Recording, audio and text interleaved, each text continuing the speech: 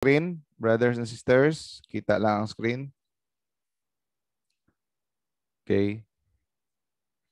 So, pag hindi niyo nakita ang screen, ano lang sabi lang sa akin ha. Mamaya this evening, yung topic sana natin ay commandment number 8, no? Thou shalt not bear false witness. Kaya lang, naisipan ko, this is the start of Lent, no? Ash Wednesday ngayon. Mas maganda we start our Lent with a teaching about prayer para natin, no? Ma-jump start natin ng maayos ang ating Lent. So this is 40 days of prayer, fasting, and almsgiving. So what a beautiful way to start that we will jump up our prayer life. No? Kasi isa siya pinakaunang aspeto ng Lent ay prayer. And then fasting, and then almsgiving. So I hope, no, kanina tayo, no? Nakapagsimba, and then tayo ng ash on our forehead. Sana hindi bawal sa inyong mga lugar ang pagsimba, no? Pero sa amin dito, okay lang, medyo maluwag-luwag. Maraming nagsimba kanina. So don't forget, today, fasting, ha? 2 araw lang sa isang taon na minimum requirement na mag-fasting tayo. Good Friday at saka Ash Wednesday lang. Napakadali lang gawin, no? Dati, medyo stricto pa ang simbahan. Mas marami ang fasting. So sa fasting, remind lang, kung walang in between, walang snacks. So 3 times a day ka lang pwedeng kumain. At saka sa 3 beses na pagkain, 1 beses ka lang pwedeng kumain ng kumpleto. Yung 2 kainan, dapat less than 1/2. Hindi pwede yung 2 kainan pag kinumbine ang 2 magiging 1. Dapat, example, sa 1 kainan 1/4, sa 1 kainan 1/4, pag kinumbine mo, hindi siya 1, 1/2 lang siya, no? So, 1 lang na kainan yung kompleto. I hope nagawa natin yan kasi napakaliit lang na inaas ng simbahan sa atin to unite our sufferings with the Lord. It is, bakit ba tayo pinapafast ng simbahan? Kasi para magawa natin yung commandment ni God na let us carry our cross. We cannot be His disciples if we do not carry our cross. So the minimum na requirement, ito lang ang pinapagawa sa atin, no? And then, sa Friday, all Fridays of Lent, 40 days, wala tayong karne, no? Just reminder, hindi tayo kakain ng baboy, baka, manok, kambing, at saka kung ano-ano pa. Karnero o basta karne. Mga bird, hindi pwede. Turkey, lahat. So, ang pwede lang, seafoods, isda, no? Yun lang. Pwedeng kumain ng itlog, milk, byproducts, pwede. No? So, abstinence. Let us control ourselves. It is just a small thing to give up for the Lord. So, sabay-sabay tayo buong simbahan na mag-celebrate. That is why this is very effective. We fast because we deprive ourselves of attachment to the material world. No? We cannot rise up to heaven daw if we are attached to the material world. So, pag nag-fast tayo, kabaliktaran. Dito, pag piyesta, kumakain tayo, piyesta, busog tayo, yung katawan natin. Pag nag-fast tayo, piyesta daw yan ng ating kaluluwa. Yung kaluluwa natin ang nagpipiesta pag nag-fast tayo. Pag nagkain tayo dito, nagpiesta tayo, piyesta yan ng ating katawan. Pero pag nag-fasting tayo, piyesta yan ng ating kaluluwa. Okay. So let's go now to how to pray. So gusto natin mag-pray, no? Gusto natin mag-pray pero minsan hindi natin alam mag-pray. Alam natin na mag-pray pero eto, I hope makakadagdag to sa ating mga nalalaman tungkol sa pag-pray. By the way, prayer is a battle, ha? It is a warfare. Nakakita ka na ba ng tao na kadalasan pag tinanong ko kayo, interesado ba kayo mag-pray? Kadalasan ang sasagot, tinatamad talaga tayo, no? Lahat na lang kung pwede pang ma-delay, mamaya na. Because prayer is a struggle because the devil wants us not to pray. So if we know how to pray, mas magiging mapadali ang ating pag-pray, no? So what is prayer? Ano daw ang prayer?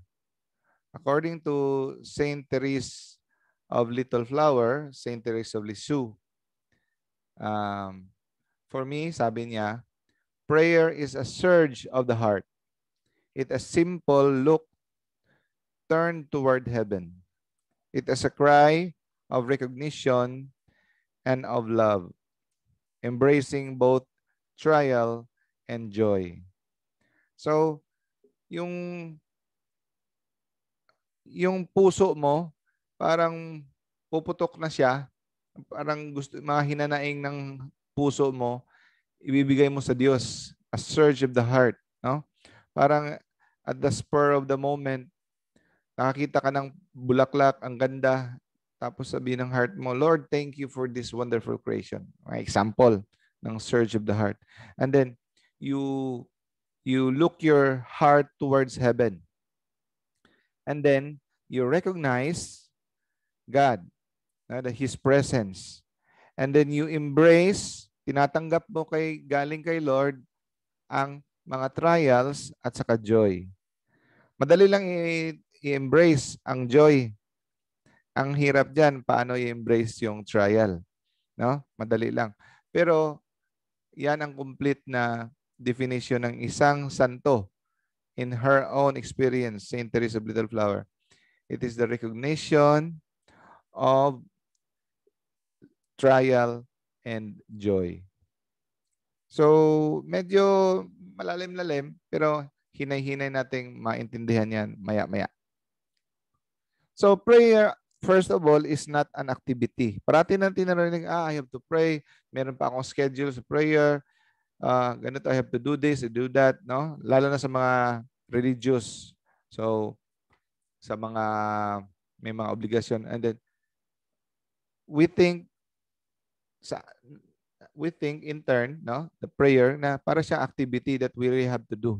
But actually, prayer is a state of being. Estado siya ng ating pagkatao during that time. Kung ano ang estado ng puso mo, ng laman ng utak mo, ng mind mo, no? So anong state ng pagkatao mo during that time is already a prayer. If you're in the state of your mind communicating with God, in tune with God, that is prayer. It is not just a physical activity or you have something to do. It is a state of being. It is a state of self-giving. So, it is a definition of love, no? Kung napansin nyo. Kasi ang love is self-giving. So, that is the simple definition of love. Self-giving. Just like Jesus giving His life for us. So, you give yourself your time to God. So that is prayer. So prayer in one word, no? Pag tinanong kayo, in one word, what is prayer? So marami tayong masasagot-sagot kung ano yung prayer. Pero in one word, it is actually, pag sinamarize ang prayer, pagdadasal, it is communication. Kagaya na nakikipag-communicate ka sa BFF mo, ka-Berks mo, sa barkada mo, sa friend mo, sa office mate mo, no? Or sa loved ones mo, sa asawa mo, or sa girlfriend mo. it is communication. You have to tell someone what you want, and you have to listen to someone of what he means to say. Communication from the root word communion, no? So, wrong spelling pa ang communication. So, it is a communion with God. Paano ba ma-describe yung communion with God? Just imagine a picture, you and God are embracing. You and Jesus, nag-embrace kayo ni Jesus. That is communion. More than that,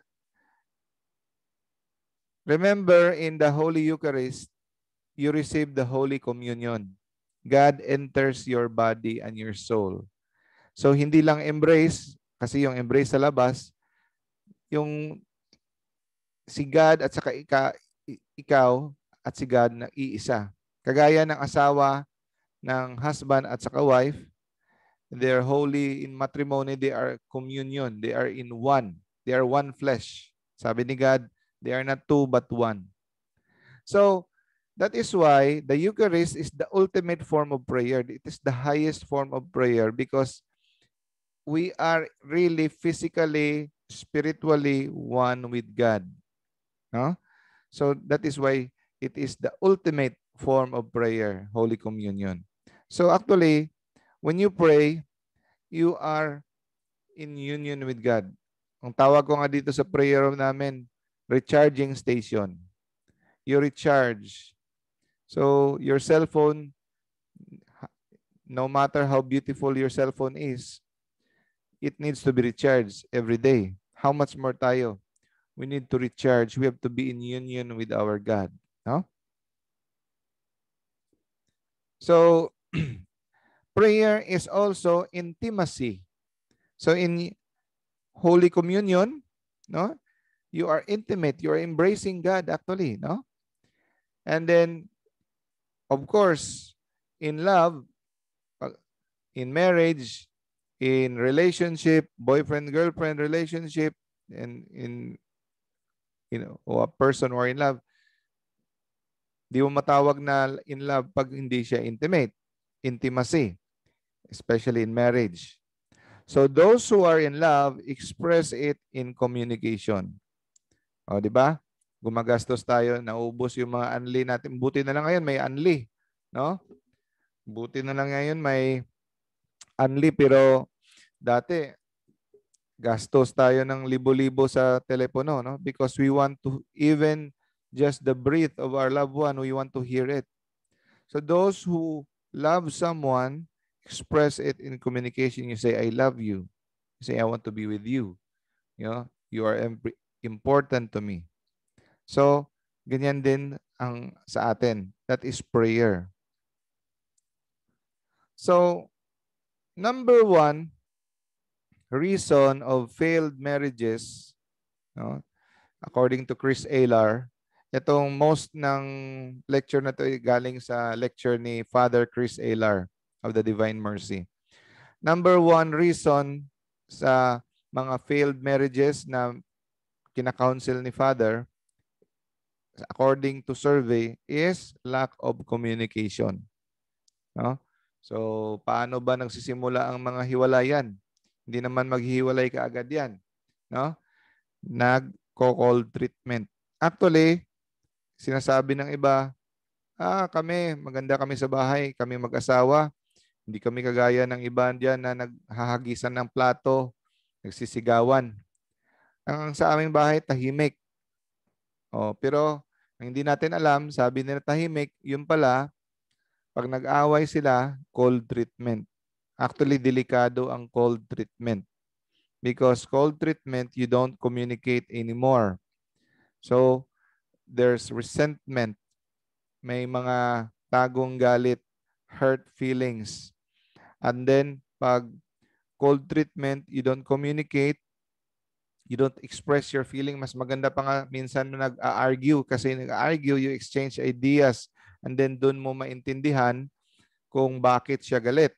Pero pag hindi ka nag-communicate, hindi mo ina-express yung feeling mo, Yun ang number one na breakup. Cold treatment, and then there will come a time na you don't care anymore. You don't have, your feelings are gone, you don't care anymore, and then that is the time yung isa't isa drift away from each other, and then the respect is lost, and then you started to look for another. Yan ang mga cause ng ano. Number one dyan is pride, no? So, number one reason of failed marriage is lack of communication. You really have to communicate. At saka, pag tinanong mo karamihan ng mga married couple, do you pray together? At least, do you pray the rosary together? One of the most number of reason na naghiwalay ang mga nagfe-fail is because they don't pray together. Husband and wife, they don't pray together. Sa amin, proven and tested ko na to, the number one that glue together the family is praying together. Then just like in the conjugal act, the marital act, no? So pag nawala yung praying together and the conjugal act, failed marriage talaga. Communication. So how much more with God? How can we say we love God? How can we have a successful relationship with God if we don't communicate? No? So, in the Catechism, the simple definition of prayer is raising our heart and mind to God. Pag ni-raise mo, umuupo ka lang dyan, for example, nakikita ko anak ko, hindi ako makapaniwala, no? May anak na ako. At saka healthy. Natutuwa ka na pag sabi ng anak mo, good morning, Daddy. Kasi, wow, thank you, Lord, for this wonderful children, gift, family. Kita mo yung sarap ng yung nagpasalamat ka lang sa mind, sa God, naglalakad, nakikita mo yung mga sky, ang ganda ng sky, tapos nagpasalamat ka kay God. That is already prayer, no? It is raising our heart and mind to God. Actually, akala natin napakahirap mag-pray. Actually, madali lang. Madali ang formula, pero mahirap dahil maraming bumabagabag. Kasi andyan parati ang demonyo. The devil always stops us to pray. No? But if we understand what prayer is, more or less, it will become more easily to pray. It is raising our heart and mind to God. So, let us remind ourselves that we have a covenant with God. And our covenant with God is prayer. Ano yung covenant? Para yung contract. Meron tayong contract kay God. The exchange of contracts. Mayroong promise si God sa atin and we have promise with God. So exchange of promises yan. So ang ating covenant makikita sa prayer if we pray. No? So in prayer, God slowly reveals Himself to you. So, akala natin kilala natin si God. Kilala natin si God sa mga naririnig natin sa homily, nababasa natin siya. We know about God, but we do not personally know Him like the saints do. Yung mga saints, they really personally know God. Alam nila kung anong will ni God personally because they immerse themselves in prayer. No? No matter how many books you read, you will never know God personally if you don't pray as much as the saints do. Because He will reveal Himself to you personally. And you also reveal yourself to God. Magagawa lang yan, mangyayari lang yan pag nagdasal tayo. If we have communication with God. So, meron ngang may experiment na 2,000 na mga babae pinaharap sa isang lalaki, yung lalaki, nilagyan siya ng blindfold. Tapos sinabihan, yung 2,000 na babae, dadaan sa kanya, sabi sa kanya, "Hi, John." John yung pangalan niya. Malalaman niya kung sino John yung asawa niya. Sa boses lang. No? Ang rason, bakit mo alam ang boses ng asawa mo sa 2,000 na naka-blindfold ka? Kasi I have been with my wife for 40 years. I listen to her voice every day. I talk to her every day. That's how you know. So you will know the will of God for you. You will know Him if you spend time with Him. No? Paano mo malalaman yung boses niya, He's leading, pag you don't spend time? So you can't know each other if you don't reveal yourself to each other. So actually, prayer is a preparation for heaven. Because ano ba ang langit, brothers and sisters? Ang langit ay kung saan andun ang Diyos. So you are in the presence of God when you pray. So if you want to go to heaven, you have to pray because it is the preparation for heaven. No? Bakit ang impyerno ay impyerno? Ano ba ang nasa impyerno? Ang impyerno ay wala.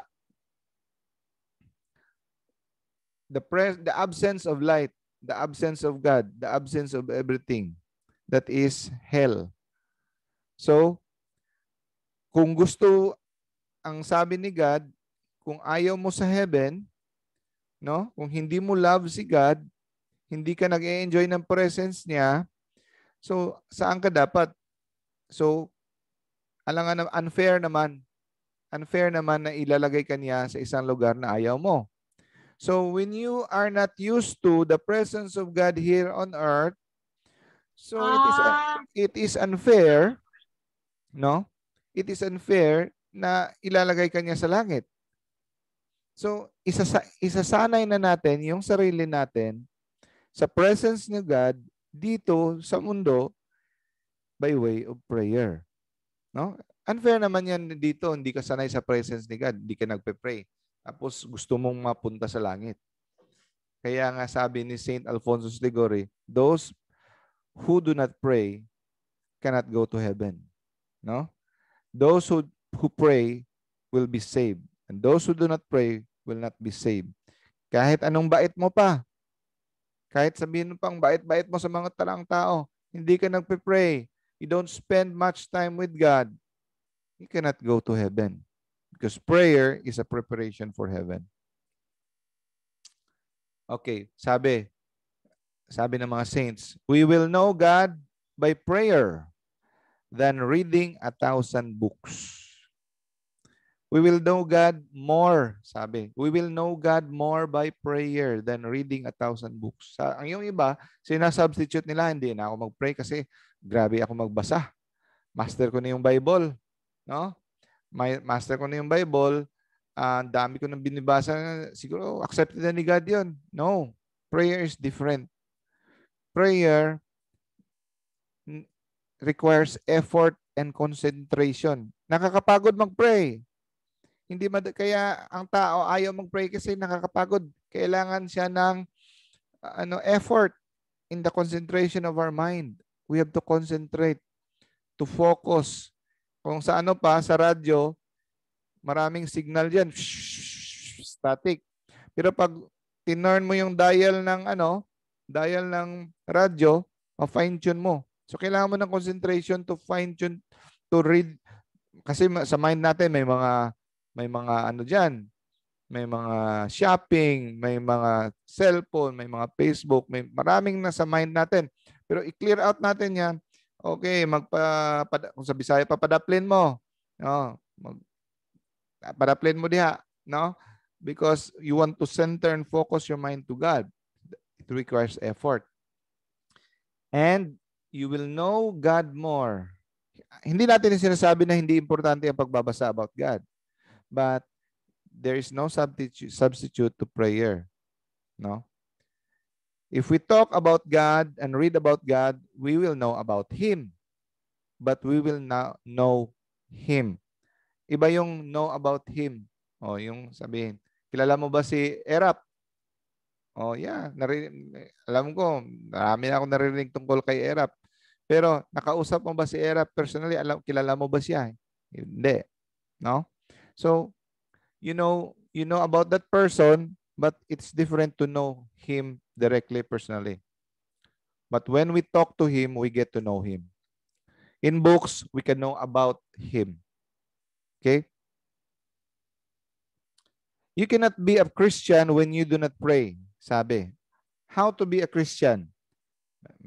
Ganito, you have to follow, you have to believe in Jesus, Mama Mary, saints, like that. But, ito yung nakakalimutan natin. Hindi ka daw matatawag na Christian when you do not pray.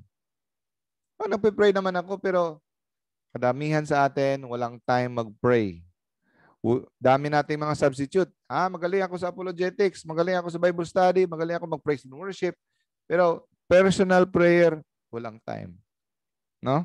Yan bakit hindi tayo nagiging elevate sa spirituality natin, yung na level ng mga saints, no? Ilan ni Padre Pio, ilan ni Saint Joseph of Cupertino, mga big saints. Why we don't go to that level? Because we are so lazy to pray. There's no substitute to prayer. Why should I pray? Next question. Why should I pray? Because God wants you to. First answer, kasi gusto ng Diyos na mag-pray ka. No? Why? Kailangan ba ng Diyos? Hindi niya kailangan ng prayer natin. Kailangan nating mag-pray dahil kailangan natin ito.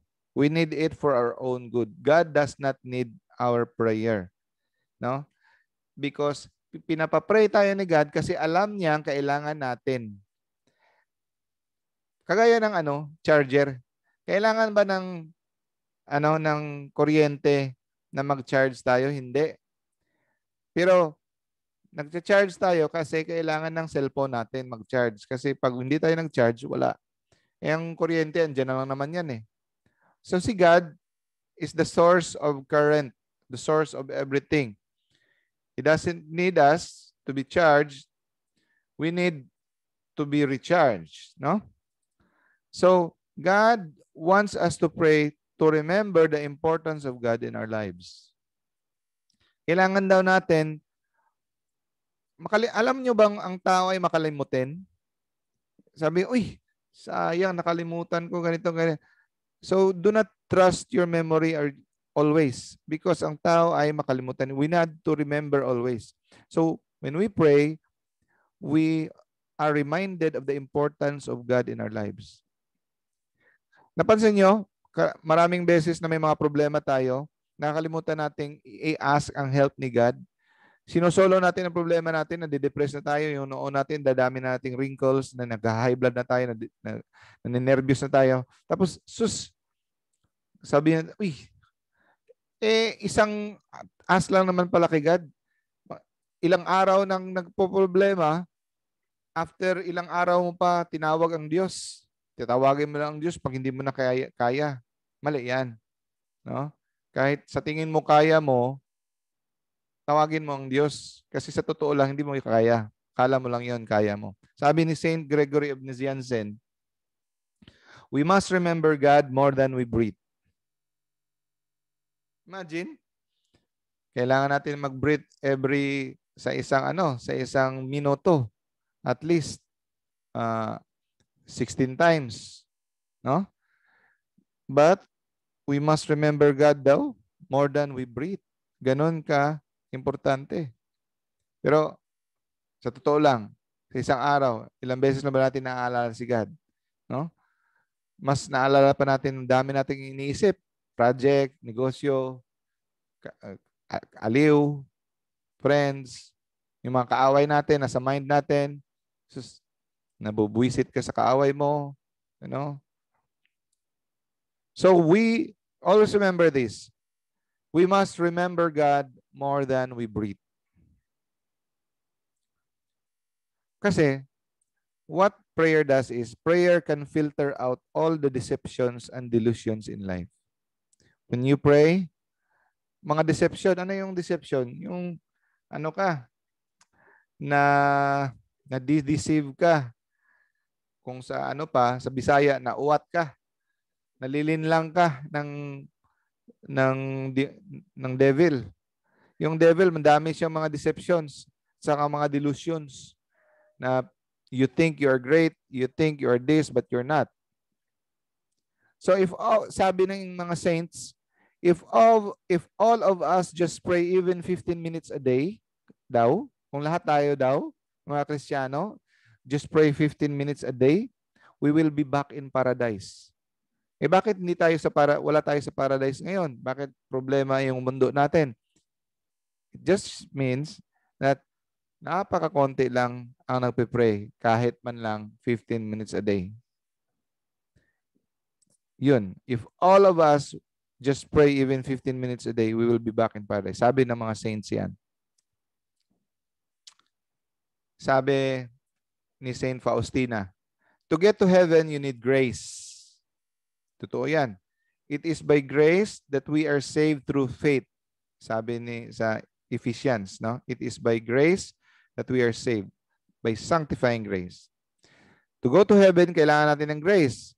And every single grace comes from prayer. Prayer na may pananalig, may trust. Sabi ni St. James, if you pray and you do not trust, don't expect that you will receive anything. Prayer with trust, kailangan. So if you want to go to heaven, you need grace. To get grace, you need prayer. Minsan, tempt tayo, iniisip natin, what's the point in praying when he already know what he want? Diba? Sinabi ni Jesus sa Matthew, when you pray, don't use long words because even before you pray, I know what you want already. No? So, sometimes iniisip natin, alam naman niya. No? Alam naman niya kung anong nasa puso ko, anong kailangan ko. Hindi ko na kailangan. Alam na niya. Hindi maganda yan, brothers and sisters. Hindi maganda yan na akala mo okay ka na kasi sabi mo, man of faith ka na kasi alam naman niya anong nasa isip ko, anong kailangan ko, hindi ko na. No, don't fall into that temptation. He awaits our petition.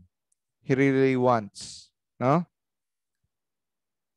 Kahit tayo, alam natin kung anong kailangan ng anak natin.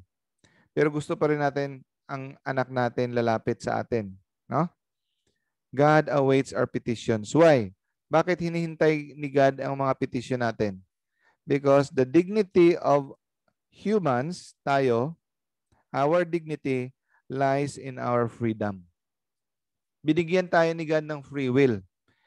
God wants us to exercise our free will. Gusto niyang i-exercise natin yung kusang loob natin. So, what much better way to exercise our free will than to pray in our own volition, no?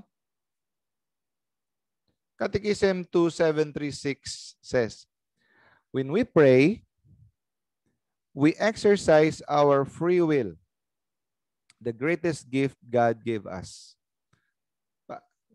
Tatanong niyo, paano natin ma-exercise yung free will natin pag nag-pray? No? By the way, pag tinanong, what is the greatest gift of God to us? Our free will. Hindi tayo niya pinipilit. Na pwede tayong gumawa ng kasalanan, pwede natin siyang mahalin, pwede natin siyang hindi. Kasi napakasaklap, no? Napakalungkot kung wala tayong free will. Pilitan. Lalo na, 'di ba?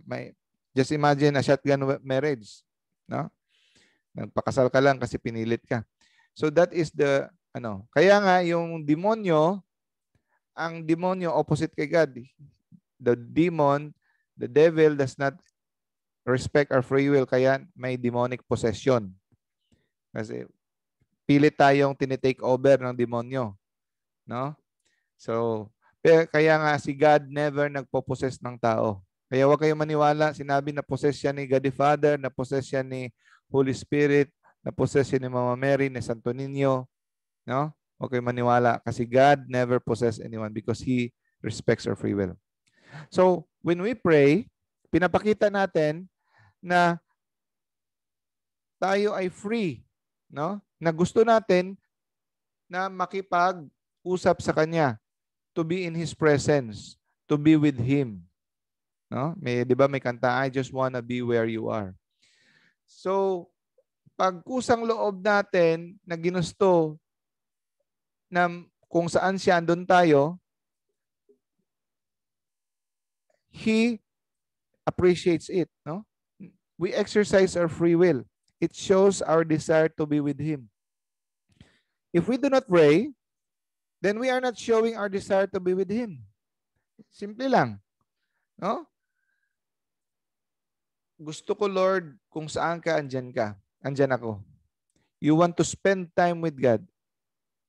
If you do not pray, pinapakita mo na sa Kanya na hindi ka willing to spend time with Him. So, anong klaseng pagmamahal yan? Anong klaseng pagmamahal ang sabihin mo? Love kita pero wala akong time to spend time with you. Mas may time ako sa barkada ko. Maniniwala kaya asawa mo na you love her if mas marami ka pang time mag-spend sa barkada mo? When you spend more time with your barkada, actually, you love yourself more. So prayer, sabihin mo, hindi ko naman ma-change yung mind ni God. No? Prayer is not about meron akong gusto, pag pinilit ko ng pinilit si God, ma-change yung mind niya. Hindi ganyan ang prayer. Prayer is a loving response to God. Actually, prayer is changing our will to conform with God. It is not changing the will of God. No? It is a loving response to the call of God. Tinatawag tayo ni God to be with Him. Di ba, may mga anak kayo? Kung may mga anak niyo, kayo, ma-feel niyo yan. Ako, makikita ko anak, gusto ko parating niyayakap yung anak ko, lalo na itong napakakulit kong bunso. Napaka-cute. Sarap talaga i-embrace. No? So, every time na kagaya na magpe-pray kami, mag-grocery, tapos yung bunso ko dadaan sa akin, tapos bigla lang yayakap sa likod mo. Napakasarap ng feeling, bigla na lang yayakap sa likod mo yung bunso mo, yung anak mo. Hindi mo naman inutusan, dumaan lang, tapos yayakap, sasakay sa likod mo. Kahit masakit, tinatapakan niya yung paa mo, masakit. Ang sarap ng feeling na bigla na lang sasakay sa likod mo. Yan ang feeling ni God pag nag-pray tayo. Ang sarap-sarap ng feeling ni God na we choose, pinipili natin na mag-spend ng time sa Kanya. That we want to be with Him. Okay? So, mas nafe-feel natin si God, no? Pag parents tayo, no? I'm not saying na mas better tayong mga family man sa mga single, no? So, next question is, what do I need to effectively pray? Anong kailangan natin para maging effective yung prayer natin? Okay? First, the catechism tells us, prayer doesn't need wisdom or saintliness because it is for fools or sinners. Minsan, akala natin, kailangan natin ng mataas na wisdom na para tayong mga santon like mga Saint Teresa of Avila na napaka-holy natin. Kailangan natin ng ganun para mag-pray. No, we don't need that. To pray, we don't need wisdom or saintliness kasi prayer is for fools or sinners. Ang prayer ay para sa mga makasalanan at sa mga fools. Kung sa mga Bisaya pa, yabag. Sa mga buang-buang. So, tayo yan. So, if we are humble enough, we are sinners, we don't know how to pray, we are not holy enough, hindi tayo mga banal. So, kung ikaw ay hindi banal, hindi santo, hindi makasalanan ka, dami mo mga pagkukulang, mas kailangan mo ng prayer. So para sa atin yan. So, that is a good news for us, brothers and sisters. Good news na sa atin kasi hindi mo kailangan maging perfecto, hindi mo kailangan maging ano, kailangan mo lang tumawag sa Diyos. Yun lang ang kailangan to be an effective prayer. So, prayer only needs 4 things. Faith, may pananalig ka. You trust God, may nag-hope ka. Kailangan mo ng love. And love is a decision. And number 4 is humility. Humility is the foundation. No? Mapakumbaba. Yan ang 4 things needed for prayer. Faith, hope, love, and humility. Madaling i-memorize, no? So, humility daw, brothers and sisters, is not thinking less of yourself. It is thinking of yourself less. Ano ibig sabihin yan? Hindi ibig sabihin na ang humility ay mababa ang tingin mo sa iyo, sa iyong sarili. Hindi kailangan na mababa ang tingin mo sa iyong sarili. Kagaya ni Michael Jordan, sinabi niya, I'm not a good basketball player. Humility ba yan? Hindi. That is a lie. Siya ang pinakamagaling. If not, isa sa pinakamagaling na basketball player. Pag sinabi mong hindi ka magaling na basketball player, magaling ka naman, that is already false humility. It is a lie. It is not thinking less of yourself. Hindi mo pinababa. Ang humility ay thinking of yourself less. Meaning, hindi mo parati iniisip sarili mo. Kasi yung pride, sarili mo parati iniisip mo. Yun. Less time of thinking of yourself. Yung ano kayang sabihin ng mga tao sa akin? Gwapo ba ako? Ganito ba? O ano ba? Sikat na ba ako? Or magpapasalamat pa sila sa akin? Ganun. You are so self-conscious. You always think of yourself. Ay, nako, nadihado ako. Ang tagal-tagal ko na naghihintay dito, hindi ako pinansin. Puro sarili mo. So, hindi pa, minsan, hindi mababa ang tingin mo sa sarili mo, ang humility. Huwag mo lang parating isipin ang sarili mo. Less time of thinking of yourself. That is humility. Okay? And, di ba si Jesus emptied himself, metanoia. He emptied himself of being God. So humility, the model for humility is Jesus, di ba? So he emptied himself. So we should empty ourselves. I am nothing. In front of you, God, I am nothing. So if you are full of yourself, you are humble. You are proud if you are full of yourself. So when you empty yourself so that God can fill us with His wine of the Holy Spirit. Naiaalala niyo yung wedding at Cana? Pinalagyan ni Jesus ang mga jar ng water so that He can transform it to His wine. And that wine is the Holy Spirit. We are like jars. We have to empty our jars in front of God. We are nothing. Empty so that God can fill you. If you are full, pag puno ka na, paano ka pa mapupuno ni God? You have to empty yourself. So, only when we recognize only when we admit that we do not know how to pray as we ought, that we are ready for the gift of prayer. Sabi ni Saint Faustina. Ito, napaka-beautiful nito. No? Pag inamin mo na you don't know how to pray as you should, that's the only time that you will be ready for the gift of prayer. So prayer is a gift from God also. You ask this from God. No, Lord, I don't know how to pray. Teach me how to pray. Kasi ako, ilang taon na akong nagre-research paano how to pray. Kasi how does the saints pray? Ang pinakamaganda, gusto natin ma-learn kung paano ang pinakamagandang mabisa na paraan na pray. Ang kulang natin, time for prayer. We want to know how to pray but we don't pray. So, the surest test of love is sacrifice. No? So, di ba, faith, hope, and love? Oh, we need faith, we need hope, we need love. Sa prayer, we need love. Eh, paano natin matest yung love? Sacrifice. So, paano yung sacrifice? When you put the needs of someone else above your own, that is sacrifice.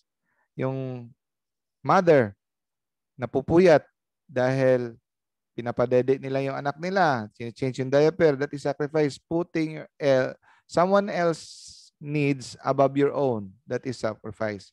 Example, when you find time to pray for someone else, may cancer ang isa, kailangan niyang operahan siya bukas, nag-aas ng prayer ang friend mo, and then you really spend time, you give up your free time, manonood ka pa sana ng Cardo Dalisay, hindi ka muna manonood ka pa ng Netflix, hindi ka nagnood ng Netflix kasi you want to pray for someone kasi bukas kailangan niya ng operasyon.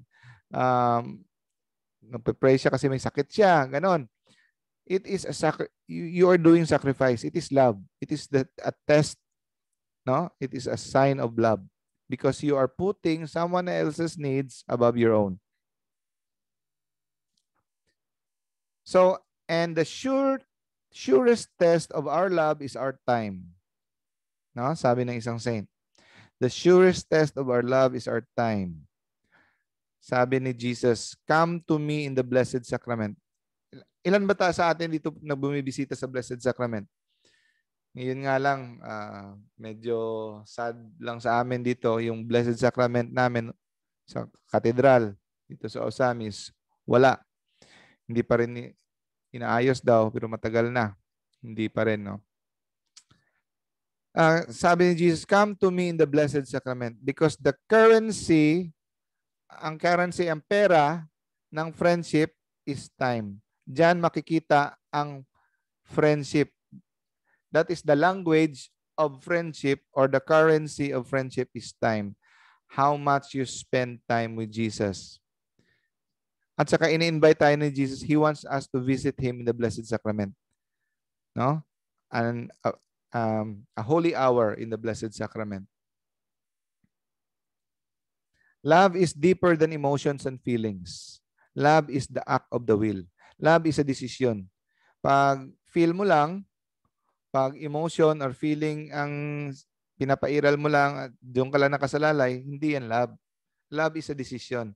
That is why it is wrong to say, I fall in love, I fell in love. You fell in love in a pothole, in a ditch. You fell from the stairs.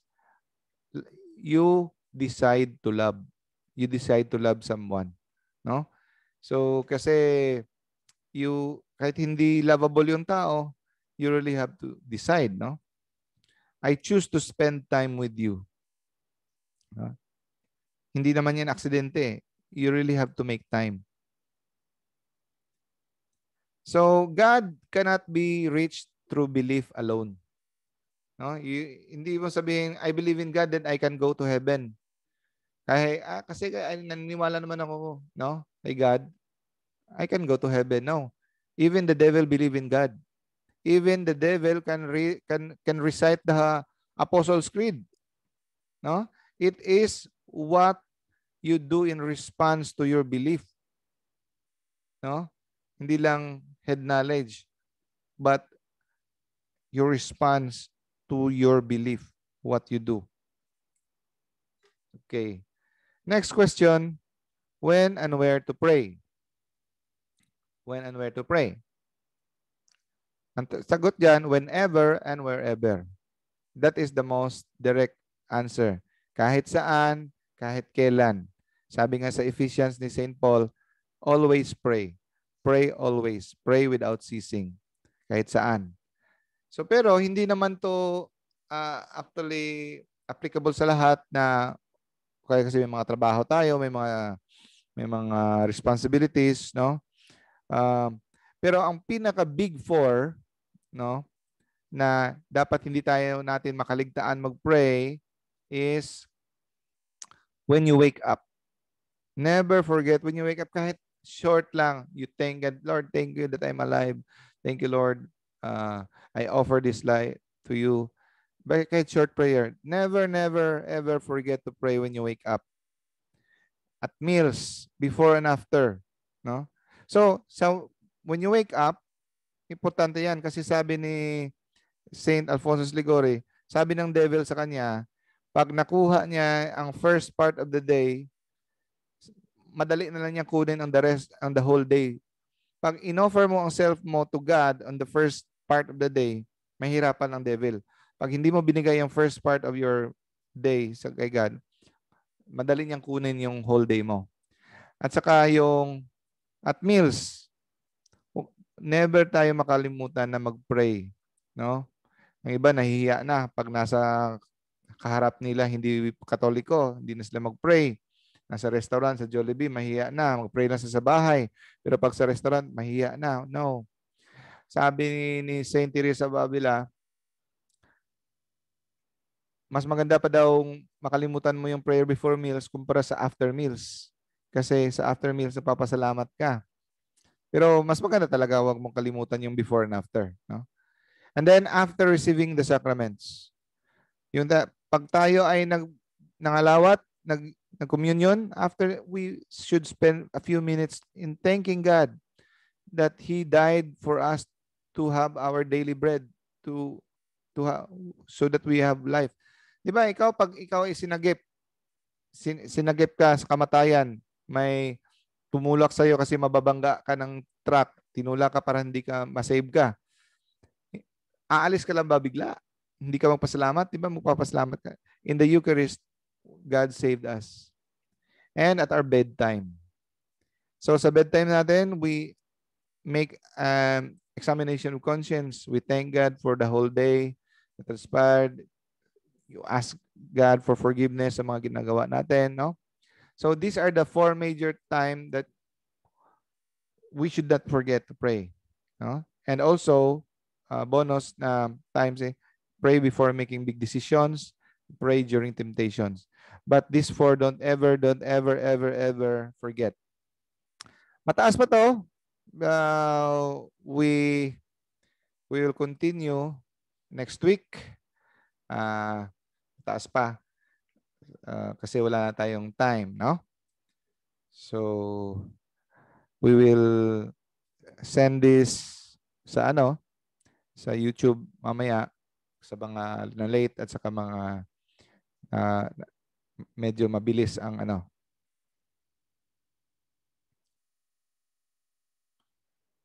Okay. So, dami-dami tayo ngayon. So, hi to Brother Bon, Brother Robert, Sis Marilyn, Brother Joel, Sis Generals, Brother Hector, Sister Hazel, Brother Eric, Brother Chrysos, Brother Arnold, Braren.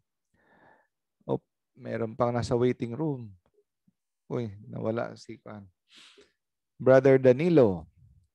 So, if meron kayong question after the prayer, pwede kayong you want to stay behind and ask questions, or you can ask me in the PM. So after our closing prayer, we can exit na, and those who want to ask question, you can stay for questions. So Brother Danilo, gi-request gyud ka ni Brother Robert na mag-closing prayer next time. Brother Danilo, ikaw atong closing prayer. Your microphone is off. I-turn on your microphone. Yun. Closing prayer to Brad. Okay. Okay. Madungog na ko. Madungog, brother. Yes. Sige, salamat. So, mag-ambot pang-ibutang atong tagsa-tag sa kagalingon dahil sa presensya sa atong langit ng Amahan. Ngalan sa Amahan, sa Anak ng Espiritu Santo. Amen. Amen. Among langit ng Amahan, salamat kay Lord. Ining kagabion, diin na napamusan paghapon na mo ang gasa sa kinabuhi. Salamat kayo among langit mga amahan, nining among pag-apil sa katikisem. Salamat Lord sa mga speaker nga si Dr. Ritzing, hinaton ta Lord nga imo siyang hatagan pa og daghan pagkatuigan siyang kinabuhi. Magmaayo untang iyang panglawas aron sa kanunay makahatag siya og maayong pagtulun-an, pagpalig-on sa pagtuong Katoliko.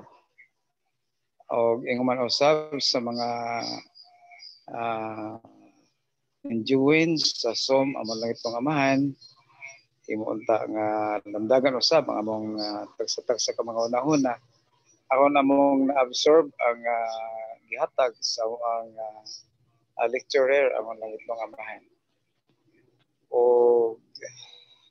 pasaylo kami Lord sa mga kasalanan nga tanan, diya sa tagsa-tagsa mo ka mga una-una, pulong og buhat, usulan ako buhat sa kinahanglan mong buhaton. Mong langit mong amahan, dahil ko nang pasalamatan ka na mo, kay ikaw man lamang among Diyos, ikaw lamang among Ginoo, ikaw ang hari sa mga hari. O sa among pagkatulog, among langit mong amahan, hinaot nga ikaw, mga uban kanunay ka na mo, naunta kami sa maayong nga kahimtang, uban sa mga minahal sa kinabuhi. Nasayod ni Lord, nga wala mi mahimo, kung wala ikaw.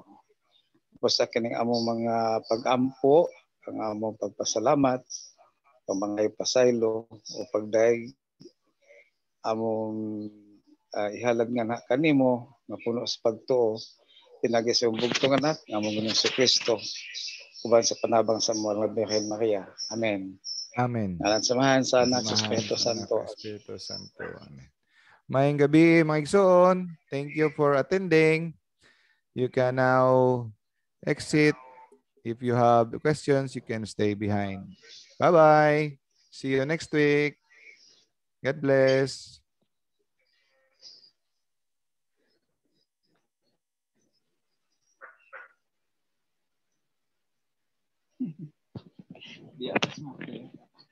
Gambar kay pag nakopya.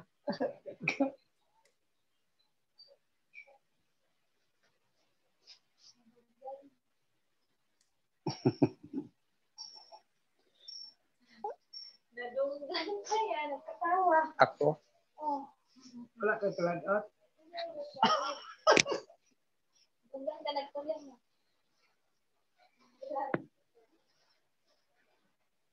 Wala na biyo. Wala na. Napa?